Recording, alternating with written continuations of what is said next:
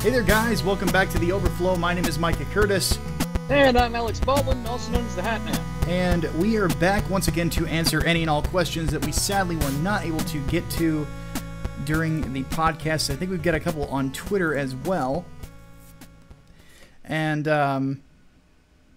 for those of you who just aren't familiar, we do this every week. But one thing that we do need to announce before we even begin on this is that next week we will be doing a special live stream on the Micah and the Hatman channel, and it's going to be an election special. So hopefully you guys will join us. I think it's just going to be a two-man show on this one, but there's going to I'm going to try to see if there's maybe a couple of people who'd be interested in coming and discussing things with us as well. We'll have a good time. Yes. Make sure to bring champagne just in case there's a glorious red wave. Yes, I will be drinking wine either way, just because that's all I can really have on my diet. So, but yes, next week we will be doing that. All right, so let's go ahead, Hatman. Why don't you go ahead and pick? What are we starting with, politics or entertainment?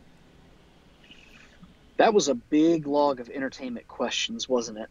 We do have a lot of entertainment questions this week. Let's knock that out. Okay. Well, the first one that we have is from Anakarna on Twitter.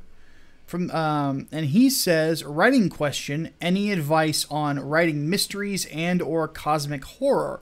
I'm currently working on a book involving both. My advice would be just to check on H.P. Lovecraft and make sure he didn't do it first. Yeah, that's pretty much my advice too. Do not copy Lovecraft, whatever you do. Yeah, and one thing that I would also advise is don't copy his tone as well. I would like to see people do different types of cosmic horror within kind of the horror genre. I wouldn't mind seeing a slasher type story that has like a cosmic bent to it, or something along those lines.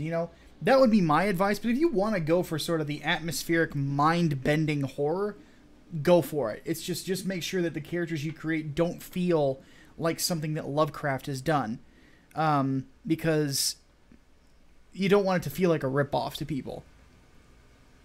So that's my advice anyway. Yeah. As far as mysteries go, those are a little bit harder. I'd say go in with a game plan. Like that one, you got to chart out like all the way before you start writing. Mm-hmm. If you're gonna write a mystery, the way I do it is, I think of the crime, and I think of the most complicated way for that crime to happen. Yeah, pretty much. Watch a lot of like forensic files and stuff like that too.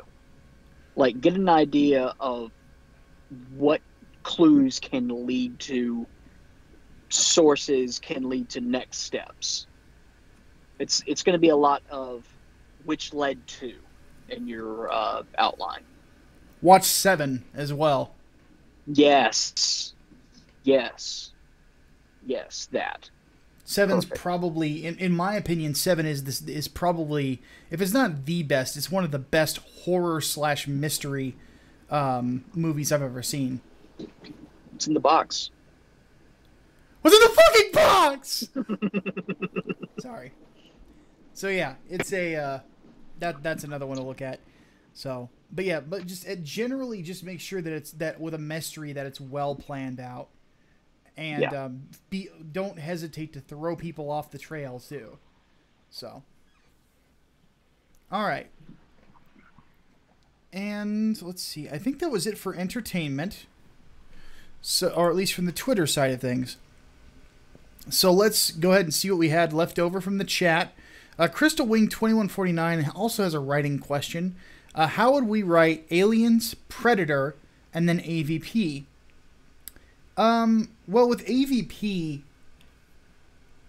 I'm gonna work on the assumption that we're writing a movie instead of a comic book, because to be honest, with AVP, the problem with the comics is it's all kind of been done. You know, at least from my perspective, and not all of it was good. The most recent AVP / Prometheus crossover called Fire and Stone was really good. But other than that, how would I write AVP? If I was writing a movie, I would set it in the same setting as the comics have been, have the colonial marines be sort of the middleman of the story. Because I kind of feel like this weird obsession with the 2 movies they did of it being set in the modern day were stupid. Yeah. And I think that they didn't help.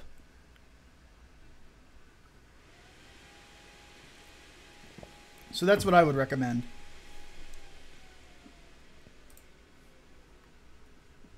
I don't think I would write an Alien versus Predator. I don't know how I would be able to make it any good at all. As far as Alien goes, I would probably go back to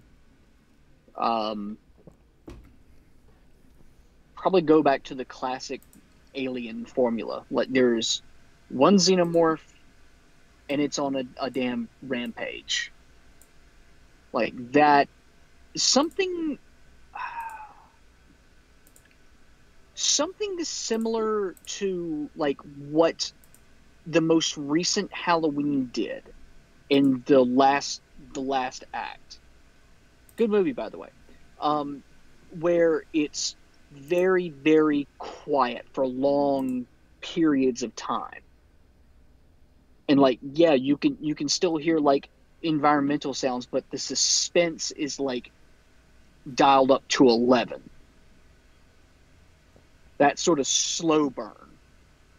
Go back to something like that. I wouldn't do an action movie. I'd go back to making it like a horror or a slasher film. Predator, I don't know what I could do to salvage Predator after that godforsaken last movie. Yeah, that movie sucked so bad. Yeah, no. Because how do you retcon the autism thing? How do you retcon that unless the Predator also had autism? I don't know. I don't know either. I don't know. My general thought would be, if I was going to write a Predator film, I wouldn't do that. Yeah. That's the big problem. The second thing I wouldn't do is like add a bunch of little nods and winks to the original either. The casting I thought was fine, but like the whole mental illness thing I thought was stupid and really kind of felt like attempting to force in levity, and it just didn't feel right. Yeah. But I would, there's just some things that work well with Predator, and that is the idea of him hunting big game. And oddly enough, I think that Predators, in general, that film kind of had the right idea, except for the whole design. Lawrence Fishburne's character kind of sucked and kind of drugged the film down after that. And the design of the big red super predator, like, it kind of felt like Robert Rodriguez jacking himself off. Mm-hmm. So it's like, if they had done that differently, it would have been a great film. Because Adrian Brody in that movie is the fucking man. Like, his character's awesome in that film. And it really was a different take on sort of a modern day machismo. He wasn't like a fucking Mike Tyson. He was like a Manny Pacquiao. He's smaller, but he's fast. And he's ridiculously fast, as we saw when he fought the Predator. So, Yeah, as it stands, though, like, that would be something that I would want to do, is I would want to, I would definitely have it be a group of soldiers, definitely have them all having something distinct that they bring to the table. But then again, at the end of the day, I'm just basically following John McTiernan's playbook. So that's really all I can say about that. I think that my writing style would probably be better. Well, Hatman, you could probably verify this for me. I'd probably be better with like AVP than I would anything else of the three. Yeah, I think so. That'd be a little bit more bombastic. Yeah. And see, I can't write bombastic very well, so. Yeah, I like doing big action, and I like having good fights. And they're like, I'm just thinking of it in my head right now, of kind of how it would play out, with a Space Marine and a Predator, between the two of them. I almost wish that I could do just the like a Predator movie with Space Marines in that shared universe, and have no alien at all. That would honestly be like a lot better.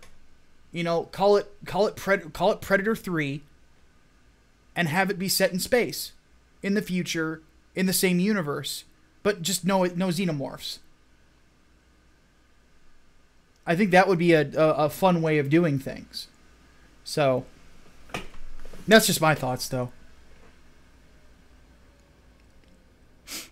All right, let's move on to the next question, because that one took a while. Koopa's Revenge Home wants to know, did we see that 2B from Nier Automata is going to be in Soul Calibur 6? So, poor Ivy, they brought somebody into the game with a nicer ass than her.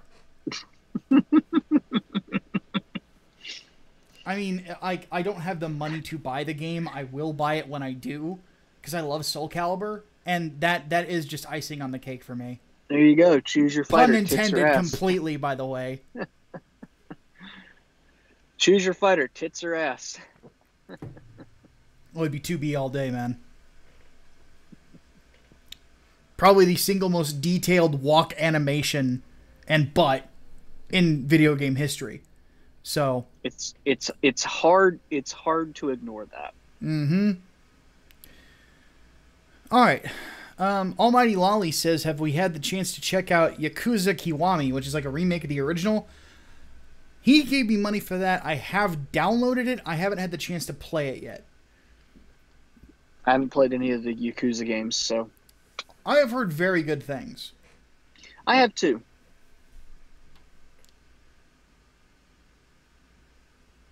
And then Derek Mozzarella has another video game question. Will either of us be playing Red Dead Redemption 2? Apparently eventually. I'm in the game. Or there's a character named Micah. Yeah, I'll definitely be playing it at some point. Yeah. Eventually. It's not on my list of priorities yet. I still need to get God of War, for example. Hatman! How dare you! Yeah, I know. Well, I haven't had the time for much video playing. That's just how it goes. Haven't had much time for video playing, or haven't wanted to get away from whatever Pokemon game you're playing right now? No, I have not played a Pokemon game in quite some time. I'm in shock right now. Yeah. When I say I have not had time, like, I mean it. I have not had time. Goodness.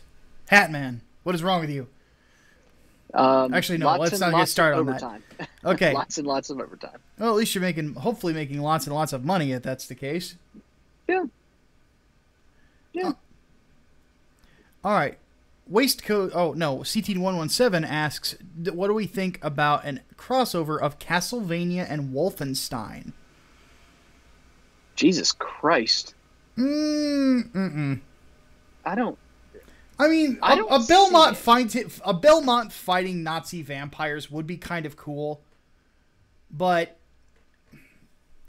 nah. I don't just do see the Belmont. it. Just do the Belmont fighting Nazi vampires. Like, it doesn't have to be Wolfenstein. How is Dracula going to team up with Hitler? He'd hate Dracula hates humanity, and Hitler hates the Jews. I don't get it.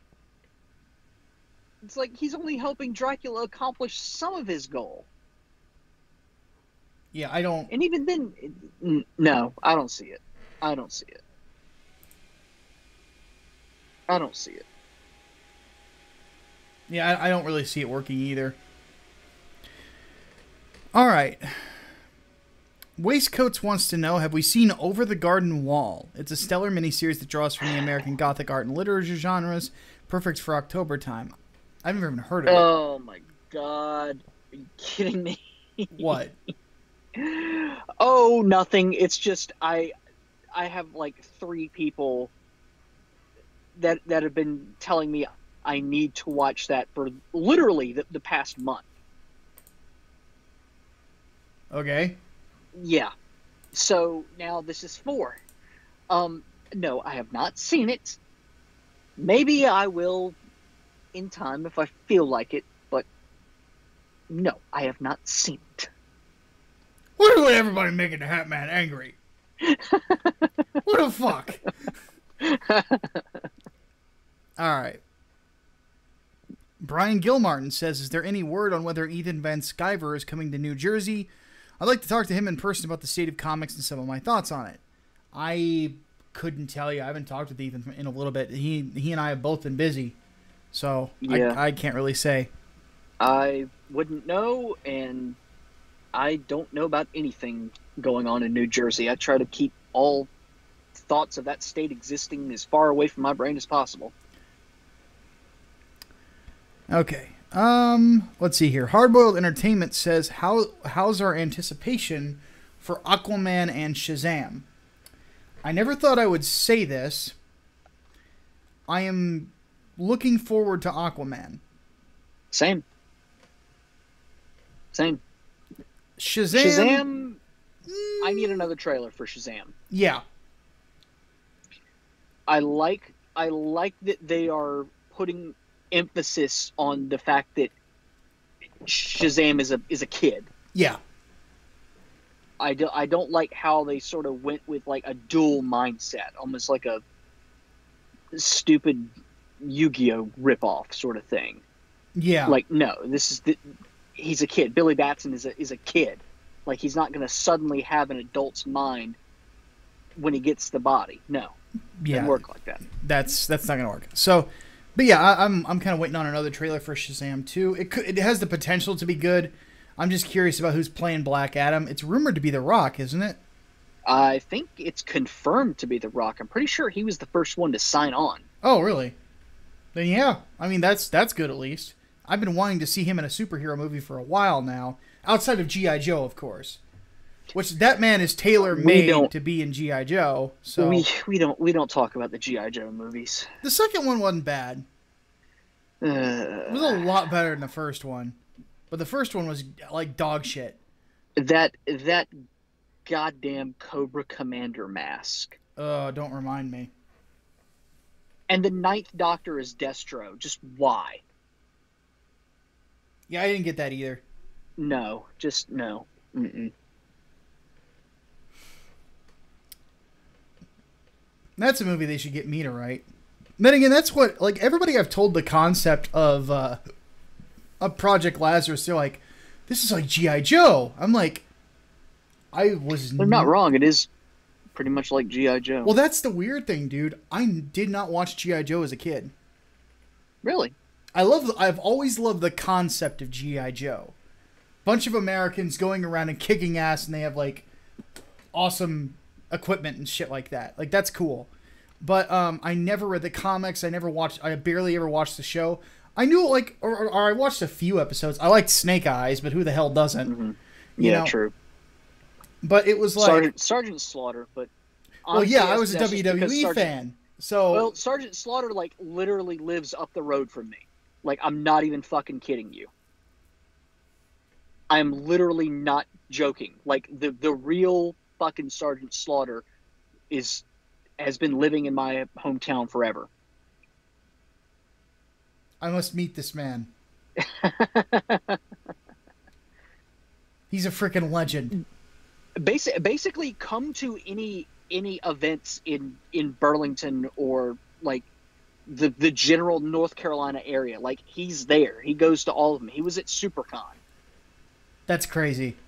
Yeah. Speaking of which, and WWE stuff, final entertainment question from Greg Bad Guy Urban asks, thoughts on Roman Reigns walking away from professional wrestling after revealing he has leukemia for the second time? So that was one of the most heartbreaking things to watch in professional wrestling for like in a long fucking time. Because think about it this way. Roman Reigns, whose real name is Joe Anoa'i, I think is how you pronounce his last name. The Anoa'i family is this huge wrestling family. And he even had an older brother who wrestled. His name, character's name was Rosie. And I remember Rosie from when I was a teenager. So like his family's been, and he's the son of one of the Wild Samoans. Like his family's been in wrestling for ages, and he has had a really interesting story because Vince McMahon has had his eye on this guy for a long time and wanted him to be the number one guy. And it took him forever to even get the crowd remotely behind him. And he did everything that he could to get this guy over. Which, for those of you who don't know pro wrestling terminology, basically means to get him in good with the crowd. And he did everything. He had him beat everybody clean. And had him lose to the right people, too, at the right time. And the problem is it kind of felt like he was jerking him around a little bit. But, you know, at the end of the day, you have to go where the market is. And the market just was not behind Roman Reigns. What finally came to a point where Brock Lesnar, who has been the main champion on the Monday Night Raw brand, was finally losing favor with the audience a bit. And Roman was gaining it just enough to at least justify switching who was holding the title. And they finally had Roman beat him, and it took forever for them to even pull the trigger on that. So he finally gets this belt. He had held the world title, I think, 2 years prior, I think, around the time that AJ Styles first came in to the WWE is when he lost it, oddly enough, at that same Royal Rumble. I want to say it was 2 years ago. So it's been 2 years since he's held this title, but he's been considered a top draw and a top guy on the card. But they would not pull the trigger on him because the fans couldn't get behind him enough. So they finally does it, and he finally is getting into the groove of being the champion, and then he's no longer in remission. From a business standpoint, that is like working your ass off for a promotion that you lost for whatever reason prior, and they tell you, if you bust your ass, we will give it back to you. You bust your ass, and then something happens to you to keep you from doing your job. Like, that's what this is like for Roman Reigns, or like the company goes under or something. Or the company, yeah, something like that. Like, or basically you get cancer and you can't do the job anymore. Yeah, like that. Yeah, that's exactly what it's like. And it's what really sucks about all of this is that he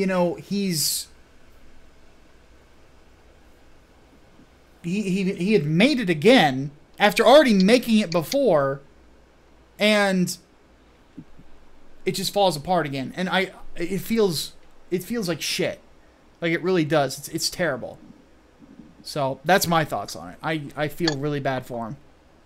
Yeah, it's like you can't even make fun of that. And I know people have, taken the piss out of Roman Reigns for ages now. Like, I don't even watch wrestling, and I know that's a name that gets joked about. Yeah. But that's not. I don't think I have heard anybody joking around about Roman Reigns' leukemia coming back. Yeah, there's no joke there. Like, it just sucks. It's a terrible thing to happen. Yeah, it's like all of a sudden everybody likes him, like even if it's just for that moment. It's, you know.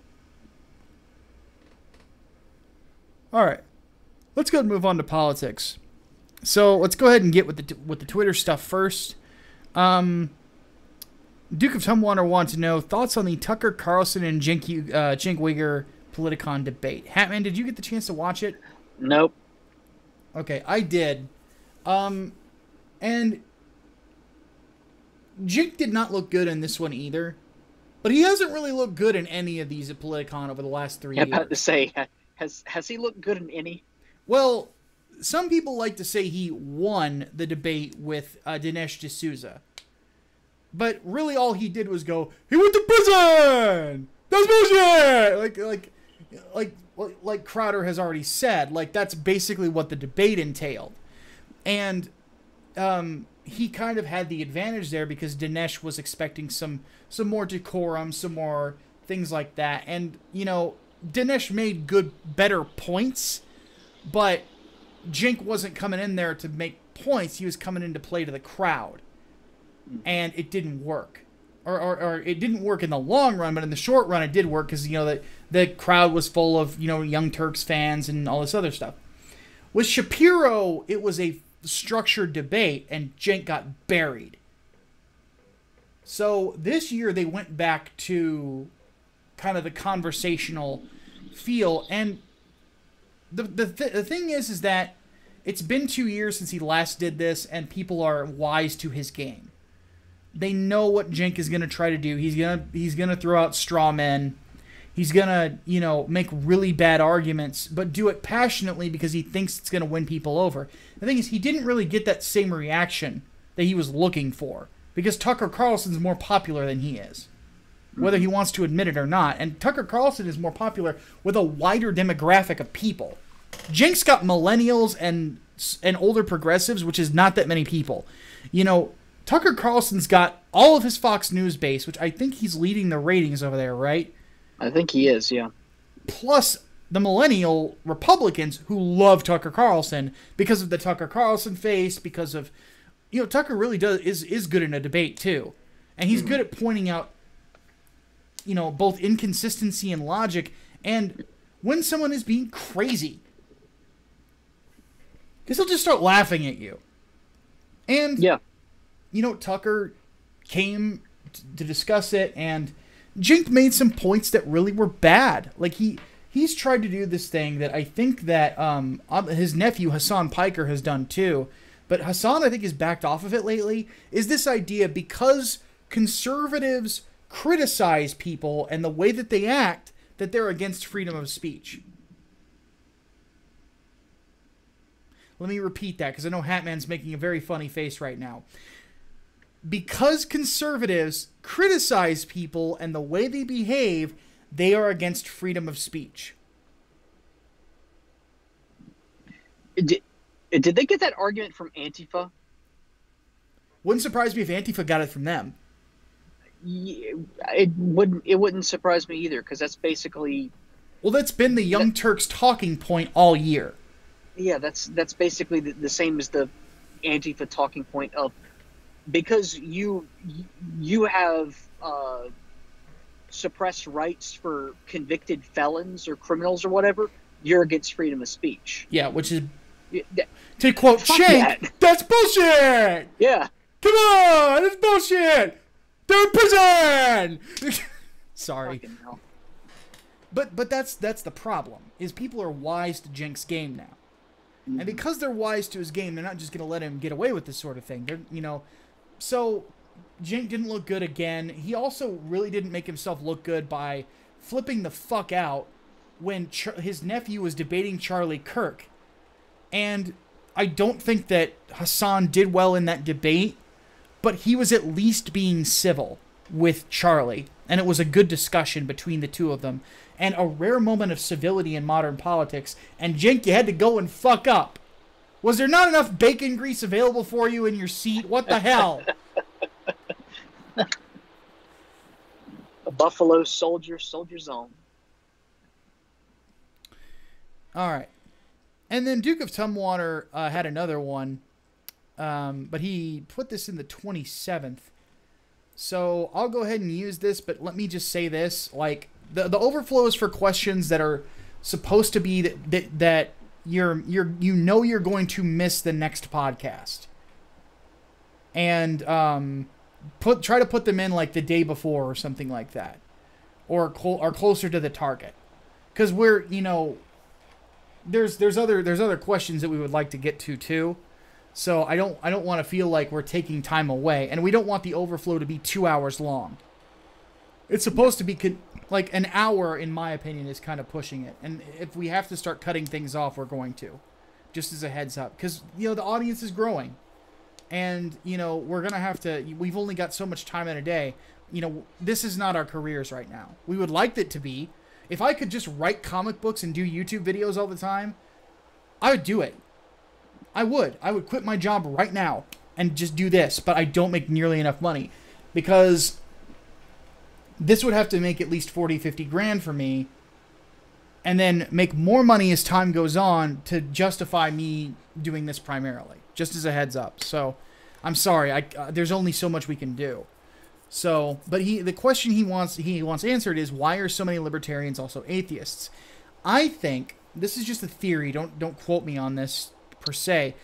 I think that part of it has to do with some libertarians thinking that you have to have a libertine worldview to be a libertarian. And I don't agree with that sentiment. And there's a lot of people that within the libertarian movement or Libertarian Party right now that are starting to disagree with that as well. And that's sort of where it goes. It's like, because the Libertarian Party has to ask itself, are we only about pot and Bitcoin? If the answer is no, then you're just going to get these libertine dickheads. If the answer is yes, you've got a party that can attract more people, because it's not about pot. It's not about solely about guns. It's not about Bitcoin. It's about preservation of rights and free markets. Mm-hmm. Then we've got a different game. But they're not wanting to. It seems like some people are not wanting to play that game because they've already got the atheistic worldview and they think that this politically aligns with that. And I'm not big on mixing politics and religion, or lack thereof. I would go one step further and say it's a lot of crossover from people who believe that the only true libertarian society is a secular society, and as a result, religion should be abolished too. That's almost like a anarcho-libertarian stance. Yeah. Which I think is complete nonsense. Yeah, the idea that these systems would work without an ethical society is ridiculous. Yeah. Like you can still have a secular society, but you don't have to have like an irreligious. Well, I wouldn't even say secular society. I would say a secular government. Oh yeah.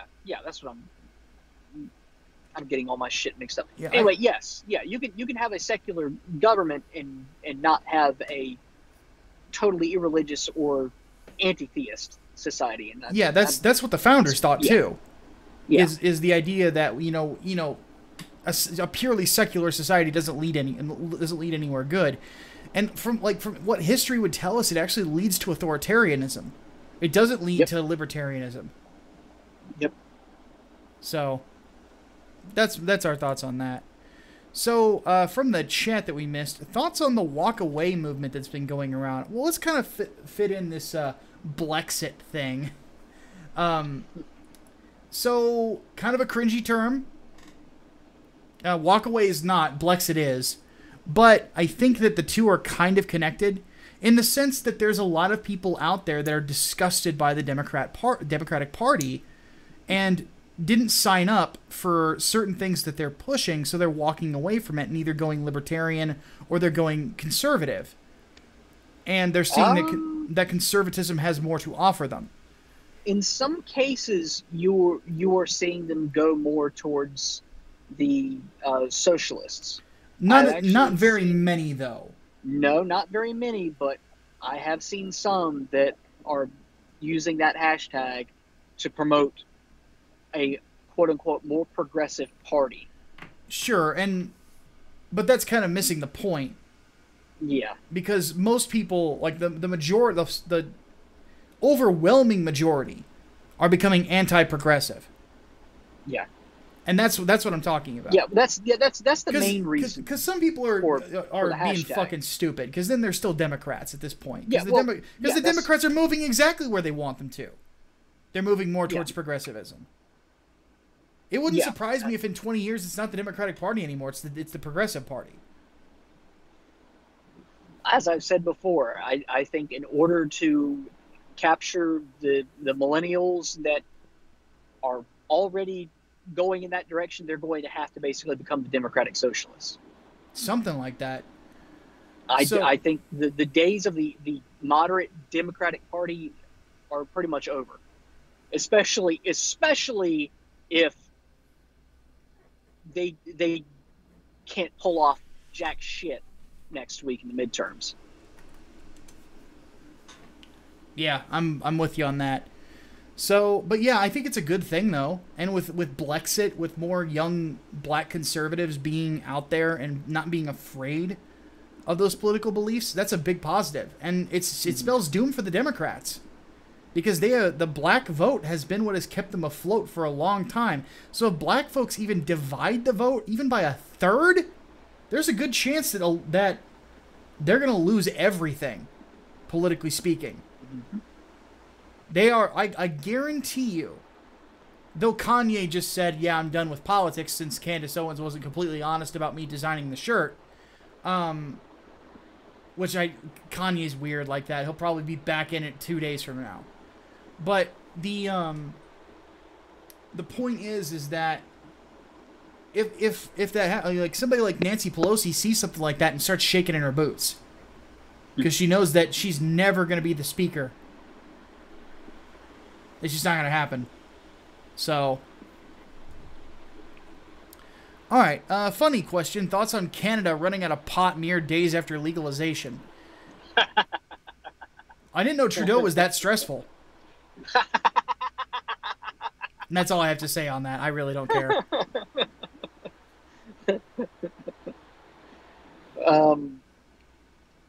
Jesus. I have no idea what to say. Blame Canada. Blame Canada. Okay. Next question. Damien X247 asks, do we think it's a good idea for government employees to unionize? No. Absolutely not. No, public sector unions are a cancer. Fuck all of them. No. Exterminatus on public sector unions.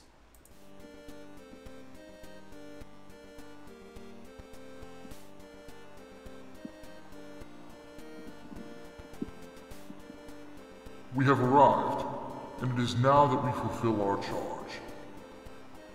In fealty to the Lord our God, and by the grace of his throne, I declare exterminatus upon whatever scumbag we're declaring exterminatus on today. I hereby sign the death warrant of an entire wherever, and consign 1,000,000 souls, maybe, to oblivion. May imperial justice account in all balance. The Emperor protects. Deus vult, Deus vult, Deus vult, Deus vult, Deus vult. Deus vult. Yeah. Fuck all that. Fuck all of that. Yeah. No. You're the government. No, you don't get to do that. Yeah, my taxes are paying your salary. You don't get to go in for collective bargaining and then go on strike and still fucking get my money. No. I don't think so. No. No. You have no competition. You work for the people. Get in there and get your fucking job done. Damn straight. All right. Phasix Hypernova asks, why is it that the Dems even have a chance in the House given how nuts they've been lately? You know, I looked over the stats today, and I'm not quite sure I agree with that happening, with them getting the House. I think it's just because so many districts that they say might flip are in Democratic states, but even then, I don't really agree with that assessment. That's my thoughts. Yeah, they're basically banking on the hashtag resistance Yeah. to prop them up, because they basically had 2 entire years of campaigning for this. Like ever since Trump won, they've been campaigning on taking back Congress. Yeah. That's what they're banking on. And yeah, enthusiasm for the midterms is at pretty much an all-time high. I don't think we've seen this level of voter turnout since Christ, 94 maybe? Yeah. Whenever it was Newt Gingrich became speaker. Like, that is incredible. But that's also because everybody knows what's at stake. Which reminds me, if you have not voted already, and you can vote early, remember to vote Tuesday, November 6th. I voted early. I've done my duty. You do yours. Yep, I will be voting on the day of. And then, of course, just a shameless plug, Micah and the Hatman election special that evening, next Tuesday. You don't get to watch if you didn't vote. Yes, you do. Because, like, half a good chunk of our audience doesn't live in America. Well, if you're American and you didn't vote, you don't get to watch. Yes, you do. But damn it, Mike, I'm trying to make a point here.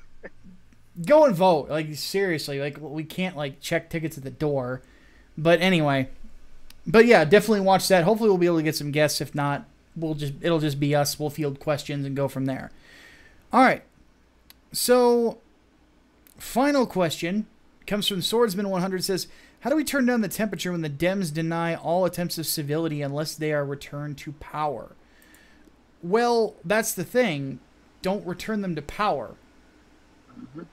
Because at some point they're gonna like, you have two options in a conversation with someone, and when they start getting irate with you, and it's that point you just stop talking and you go and you do the job that you're supposed to get done, and because if you basically set the stage and say, look, I'm in control of this situation, this is how we're gonna do things, I understand where you're coming from, and we'll see what we can do, but it might not be a good idea. And if they continue to be irate at you, all you can say is like, look, calm it down, because things aren't changing unless, the system itself changes. And if the system's not going to change, then all they can really do is throw a temper tantrum. If they continue to do so and they get violent, well, that's when things get different. They're trying to infringe on your rights. The way I approach things is I just always say, look, if you're not going to be civil, then I'm not even going to play with you. I'm just going to move on to something else, something that's worth my time. And that's what you do. And then if they start getting violent or things like that, well, then we have measures of defending ourselves as a society. But we're basically going to have to beat them and beat them and beat them until they get the message, until they start changing tactics. Because you can only you can only try one thing and fail so many times before you realize you did something wrong, or you just quit. And that's basically where we're sitting. Is we're going to continue to win and win and win until we either don't win or they try something else and actually try to compete. Like that's kind of where we're sitting. So you just have to keep in mind that we have control of the situation, and not to feel intimidated by their constant saying, oh, we're not going to be civil. All right, well, we're just not going to deal with you then. Yeah, they're not in control. Yeah, fuck them. They're not in control. It's like, what do you do when a child is throwing a temper tantrum? You ignore them. Yeah. They don't have any power over you. Yeah, pretty much. I had a guy that I work in insurance, and I had a guy call about the insurance company I work for. Somebody we insured hit him, but we had not spoken to our insured yet to verify the story. And he was getting mad at me, calling the other guy a piece of shit and all this other stuff. And I'm like, and I explained the situation to him. I said, I'm paid to represent him, as is my company, and we're not going to make a liability decision until we speak to him. So I understand you're frustrated, but this is where we're at. You know, and basically he continued to ask me to throw him onto the bus and, you know, escalate it to get a quick liability decision. Well, when somebody does that, when it comes to an accident, it's either they're really mad or it's a sign of fraud. And I'm not going to take that risk, because when you work in insurance, everything you do is to handle risk. So I warned him. I said, look, you keep, you know, it's like, I get your frustration, but you keep cussing at me. I'm not even going to do it. I'm not even going to continue this conversation. I was in complete control, and he didn't like it. And he's one of those people that doesn't like not being in control, but that's how you handle it, is you don't give the reins to someone else, because then they win. That's what they're trying to do, is they're trying to, it's like I've always said, you know, like politics these days is like two guys sitting across from one another with two guns and two different types of ammo for the opposite person's weapon. Now here's the thing. They slid that ammo over to us, and we're basically sitting there, and we can do whatever we want with it. And right now they're trying to get us to a point where we give them the other magazine. Don't fucking do it. You're in control. There is no reason to be scared of them when you're in control. Because that guy yelling on the phone, what the fuck's he going to do to me? Nothing. He can't do anything to me. He calls a lawyer. The lawyer's going to say, what the fuck are you wasting my time for? Because they're like, that's the representation. You know, they can't just throw their guy under the bus. They're not going to do it. If I call them, they're just going to say, we haven't established liability yet. It doesn't matter if you think it's cut or dry. We represent the other guy. We're not paid to throw him under the bus. So on and so forth. Like, as it stands, governmentally speaking, conservatives hold all of the power. We do. We have a majority in the courts. We have a majority in the Senate. We have a majority in the House. And we have the presidency. We have all branches of government. There's nothing to feel intimidated about with these guys. It's like, okay, if you're not going to play the game the way that you should play the game, we're just going to keep beating you. So, yeah, that's just basically it. That's their options. We would like people to be more civil, but we can get what we need done without it. But I would personally just like to avoid all of the physicality and all the threats and all all this other crap that's going on right now. I would much rather avoid it. But if they're not going to avoid it, then fine. We're going to have to just put our feet down and say no more. But we're not there yet. That's what I continue to preface. This isn't war. It's just politics. And they're throwing a temper tantrum. Mm-hmm. Fuck them. Fuck them. Go vote. So. Alright. Well, that's all we've got for this week. So, it's almost been an hour. So, we need to take off. But, remember, guys, next Tuesday, Micah and the Hatman election night special will be going until the polls are all through. And being up late. And if we succeed, then we will drink and have merry times. If we lose either the House or the Senate, we will drink because it's sad times. So at least we're drinking. Yeah, we will. So with all that said, my name is Micah Curtis. And I'm Alex Baldwin, also known as the Hat Man. And we will see you guys next week. Davis Volt. Davis Volt.